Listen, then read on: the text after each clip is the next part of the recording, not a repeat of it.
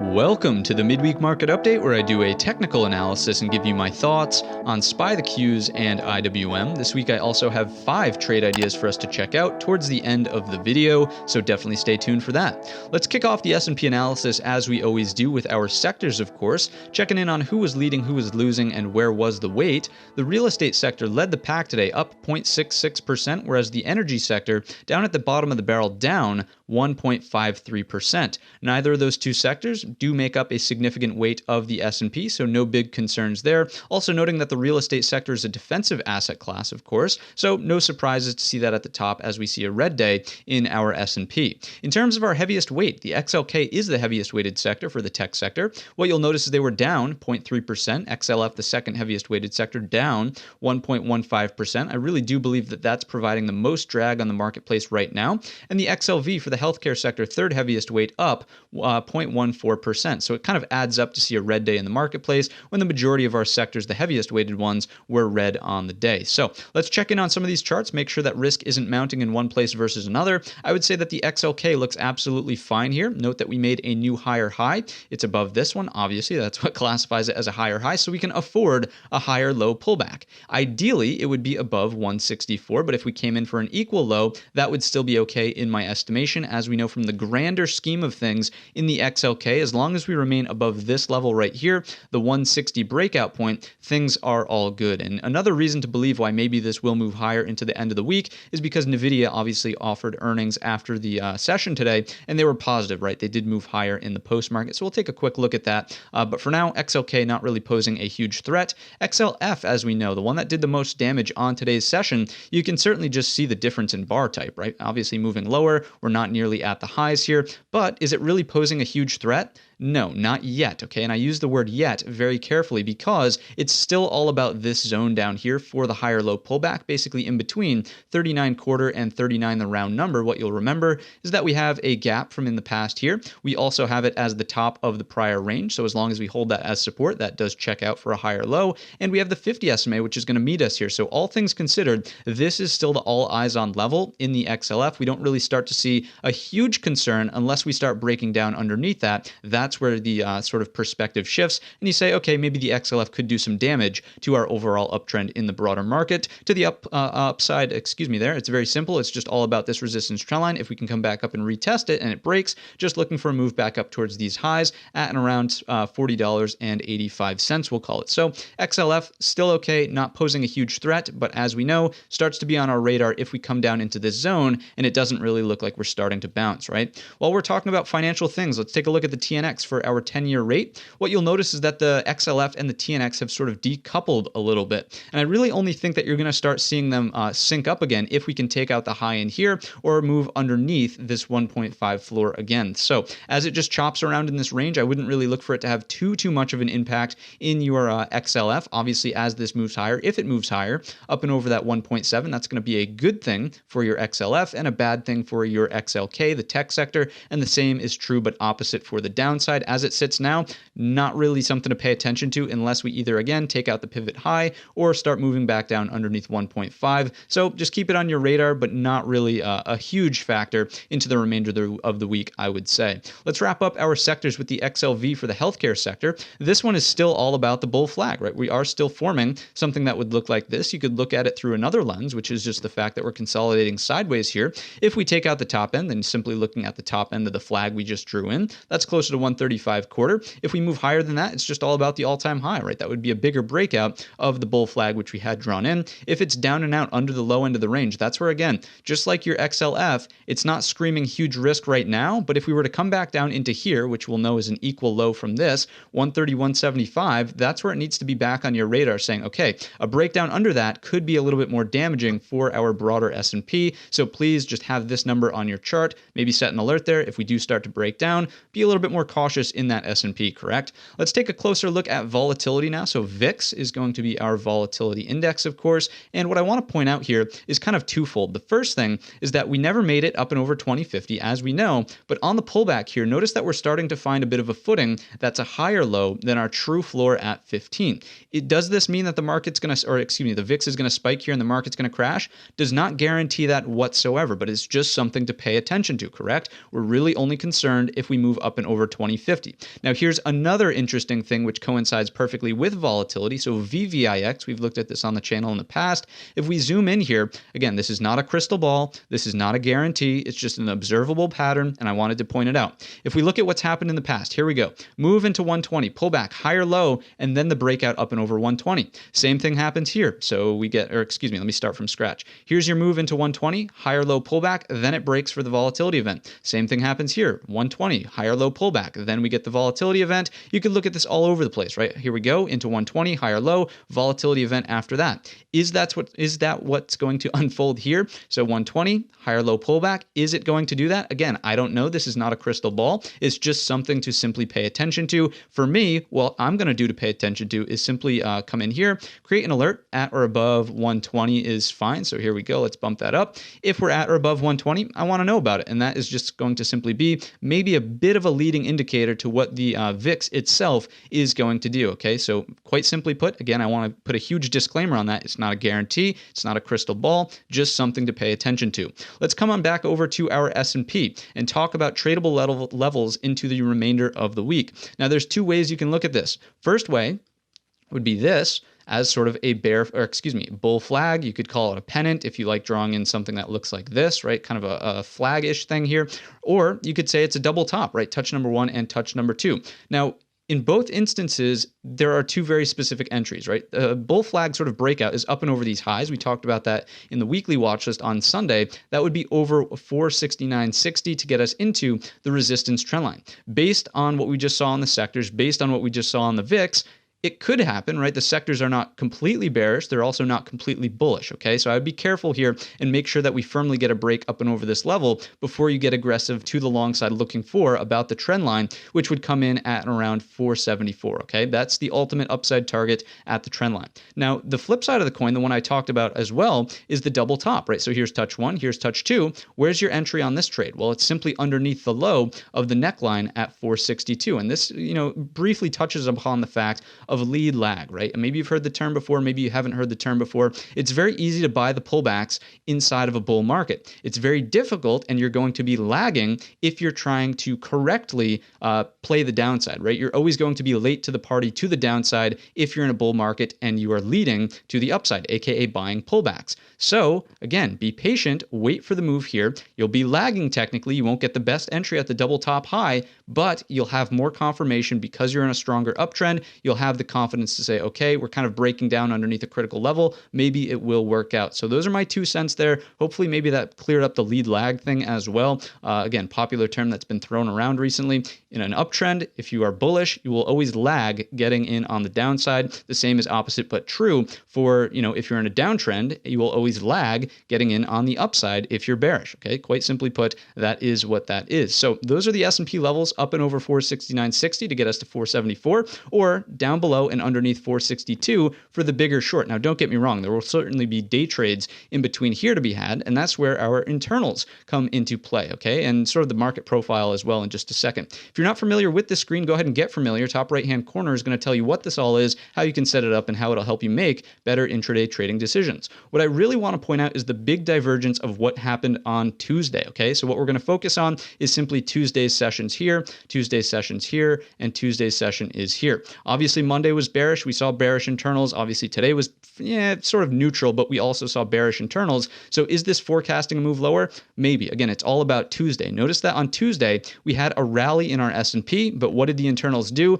Downdraft in our volume read, also not very positive in our advanced decliners, and the tick, although it had a small build at one point to the upside, wasn't really noteworthy, only reaching 1,000, closed weak on the day. So that rally there was not really supported by the broad market. It was really just due to what was going on in Tesla, maybe Microsoft as well. So all things considered, I'm not entirely confident in the upside here. We talked about sectors being okay. We talked about volatility being sort of in an acceptable range, but based on the internals, I'm just not overly confident in the upside, and hopefully this made that evident. Let's move on over to our market profile, and this will bring up a couple of more nuances, some really obvious trades in my estimation. So this is a great thing here. Well, you'll notice about today's session, very, very balanced, right? Just doing something like this, and that kind of adds up. We saw some mixed to slightly more bearish internals, and again, adds up. Our value from the prior day was here. Value from today was very, very tight and in the middle of today's range, but definitely, lower. So all things considered, what are we watching out for? Poor high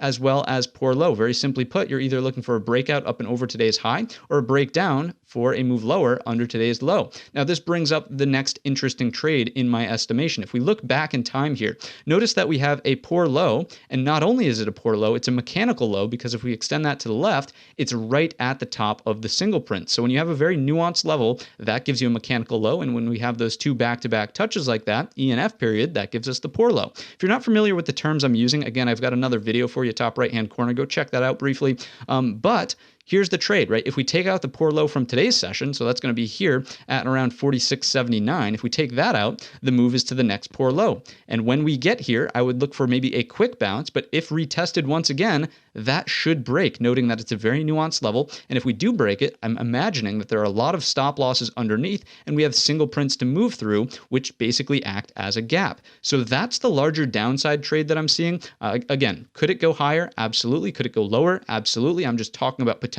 scenarios here. That's what I see to the downside. The single prints, just as an FYI, from 46.6675 down to, I would call it here at around 46.57, okay, just for round number's sake. If we take out the upside, it's a very easy trade. Also, again, poor high here should take you to the point of control, which is going to be here from the prior day. That would be our Tuesday session at 47.02, and then after that, it's all about the highs. Again, that trade is fairly straightforward. Take out the highs for here and then here to the high of Tuesday's session. So that's what I'm seeing from the profile. As of right now, a very balanced day. This would just simply indicate that the market's happy. It's very efficient. We see back and forth, two-sided trade. We're in balance. We're not in excess. Again, we talked about some scenarios, both up and down. Let's move back on over to the platform. Go ahead and round out our broad market here. Checking in on the QQQ for our tech sector. And again, we talked about NVDA. We'll take a quick look in just a second here. Almost the same setup as the S&P. If we take out the top here, looking for a move higher into blue sky territories, notably 405 is the nice round number that you want to pay attention to. We do not have the resistance trend line like we had in the S&Ps. You can see we're kind of at it right now. Structurally speaking, a bit of an inverted hammer, right? So maybe it pulls back. Maybe we get that double top. However, remember that lead lag theory. You're always going to be late to the party to the downside, which is okay in an overall uptrend. So here's your neckline break if it's going to be the double top, right? Something like this. Your breakdown is underneath 390, give or take, to get us back into that prior all-time high breakout point, which is exactly what we pointed out in our XLK, right? So that would be a thing of beauty if we come into this and then do that, if the move is lower in the first place. So that's what I'm thinking to the downside in the Qs. As we mentioned, 405 is the upside level if NVIDIA wants to carry us there. Let's quickly touch on IWM. The thing here is quite simply put, the pullback, right? So obviously pulling back into the top end of the prior range. It's all about 234. We're coming in kind of hot and heavy after a lower high here. So we'll see if the buyers want to step up at the top of the range. I'd give this one a little bit of wiggle room, noting that technically into here, let's go ahead and grab the other tool actually and try that again. Zooming back in and coming back in for this level kind of in here, 232, let's just call it 233, the round number, noting that that was also prior resistance, right? Treat that as a bit of a zone. You don't want to be, absolutely cherry picking the all-time high of the range in here. So any pullback into this area, start looking for reversals, right? The other thing we can do is take out the Fibonacci's, come in from the low of the rally up to the high. Notice that we're below the 38.2. However, our 50% retracement is right in there, and the 61.8 is always our line in the sand, and that's a bit further down underneath. So please just be on the lookout for potential reversals out of this area. As we mentioned in the weekly watch list, if we really start accepting back down underneath, that's going to be a huge tell in the IWM and small caps, noting that we had all of this pent up energy and it was only able to do this. Not that impressive. Technically, we would have a look above and fail. Target should be the bottom end of the range. I'm not advocating we go all the way to 208 in one fell swoop, but from a psychological perspective, that's how you have to look at the setup. So IWM, all about 234, 233, this general zone. I'd love to see it offer support, but if it doesn't want to play nicely, that's fine. We'll move on to the next one. Let's take a quick look at NVIDIA and just briefly, turn on our extended hours session here. Those are on. Let's go ahead and flip to an intraday time frame chart and talk about the fact that we'll likely be opening on a gap up, right? Obviously, with earnings, we don't want to play before earnings, but now the announcement has come out, now that we're opening on a gap up, there's a couple things you can watch out for. So notably, these levels are going to change by the time the bell rings tomorrow morning, but you want to watch the overnight high and you want to watch the gap close to today's high at and around 305.10. So let's go ahead and let's actually just do it this way. Okay, so I'm going to put this level on the chart so we are aware of what the number is. Zooming back in. And as I said, this can change by the time 9:30 comes around. Zooming back out to, let's go to a daily. Daily, here we go. So here we go. If we open here and fill the gap to the prior day's high and support there, then as we know, the breakout's just back up and over the overnight high. It would also be taking out this 312, looking for a rally into the true all-time high at 323. From there, monitor for blue sky territories. That's the bullish trade setup here inside of NVIDIA. If we start accepting into today's range, that's where you just want to say, you know what, this is okay. I'm not going to short it here, but I'm also not going to go long, simply noting that we have a really, really solid bull flag that's been building out. You don't want to just be blindly shorting this up here, expecting that it's going to come to the low end. It could reverse at any point in time, noting that they gave really positive forward guidance as well. I can see a lot of people getting excited about this and potentially pushing prices higher. So again, it's not a guarantee it has to go higher, but that's the scenario I would watch out for. If we open here, fill the gap, re-break the overnight high, that's your signal for higher. If we never even fill the gap, again, that's telling you something about the lack of sellers. We should just go higher and you should look for that true all-time high. So that's NVIDIA in a nutshell. Hopefully my boy Laketu in the Discord appreciated that. He asked for that to be thrown in. Now let's get into these trade ideas, okay? So WMT, first trade idea for Walmart. Zooming in, the thing that I like and found interesting about this chart is simply the fact that we did fill the gap from the earnings cycle. We're also very close to the 200 SMA. I'm just putting this one on my radar as a potential candidate for reversals here at the 200 SMA. So if it starts to want to print a hammer candle down here, long over the highs, right, doing something like this, stop under the low, basically respecting that 200 SMA and the gap fill reversal, that is on my radar. As of right now, I wouldn't just try to cherry pick a bottom, noting that we have two very aggressive red candles, but it's just on my radar as a potential setup here inside of Walmart. Next up is on Morgan Stanley, noting that we had weakness across the financial sector, right? If I zoom in, if the chart would load, there we go. What you'll notice is that we've built a well-established flush point, prior resistance, big shelf of support here. We're getting back down into it. So on a breakdown of 97, what's the target underneath? I would say it's here at the prior high. So let's go ahead and throw that on. At 93.62, that's your first target underneath. Keep an eye on the 200 SMA, but ultimately looking at 88.60. Again, this is really only if maybe rates start falling down aggressively. Maybe there's some bad news that comes about from Morgan Stanley.